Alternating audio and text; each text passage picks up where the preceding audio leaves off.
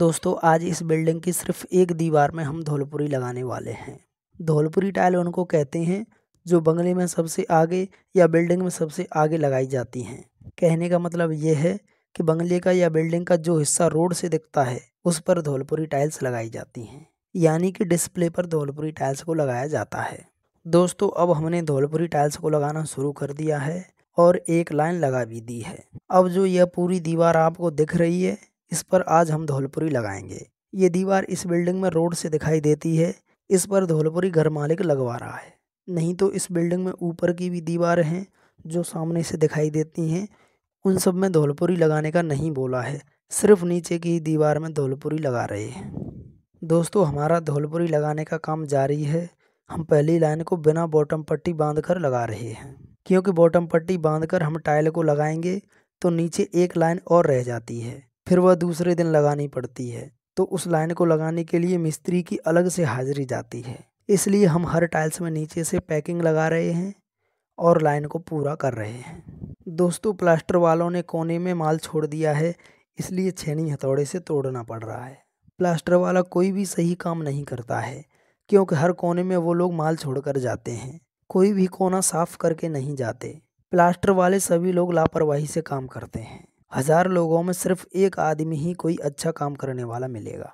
दोस्तों इस कोने की टाइल्स कट रही हैं, इसलिए पहले हम इसको रख कर देखेंगे और उसके बाद कटिंग करके लगाएंगे। अब हमने कटिंग कर ली है और सीमेंट रख कर ये टाइल्स लगा भी दी है। दोस्तों हमारी दूसरी लाइन का भी काम शुरू हो गया है और हमने ये दूसरी लाइन में 3 टाइल लगा भी दी हैं।